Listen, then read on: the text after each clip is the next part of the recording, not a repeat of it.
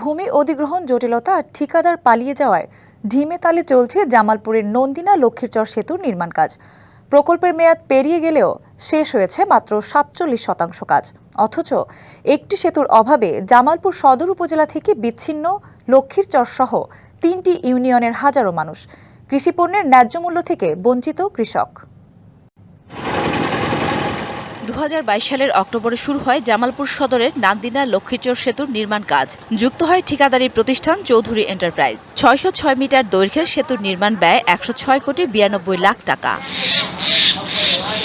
কিন্তু রাজনৈতিক পট পরিবর্তনের পর পালিয়ে যায় ঠিকাদার, মন্থর হয়ে পড়ে নির্মাণ কাজ। দায়িত্বশীল কেউ না থাকায় এখন কাজ চলছে ঢিমে তালে। প্রকল্পের মেয়াদ ২০২৫ সালের জুনে শেষ হলেও কাজ হয়েছে মাত্র ৪৭%। অথচ একটি সেতুর অভাবে জামালপুর সদর উপজেলা থেকে বিচ্ছিন্ন লক্ষ্মীরচর, তুলসীরচর ও নুরুন্দি এই ৩ ইউনিয়নের হাজারো মানুষ। চরে উৎপাদিত ফসলের ন্যায্য মূল্য থেকে বঞ্চিত কৃষক। ঝুঁকি নিয়ে নৌপথে করতে হয় যাতায়াত। কাজের গতি একবারে স্লো, এত স্লো কাজ করতেছে যে ব্রিজ হবে না হবে আমাদের বোঝা বিরাট কঠিন। যেখানে লেবার লাগবে প্রায় ১০০। ৭২ ঘন্টা ময়েশ্চার লক সমৃদ্ধ লিলি বডি ওয়াশ শিয়া বাটারের গুডনেস স্কিন রিপেয়ার করে রাখে সফট ও গ্লোয়িং।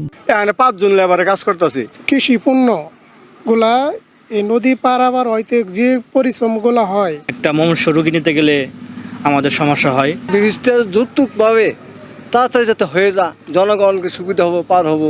যদিও ভূমি অধিগ্রহণ জটিলতা দূর করে কাজ শেষ করার কথা বলছেন জামালপুর এলজিইডির নির্বাহী প্রকৌশলী।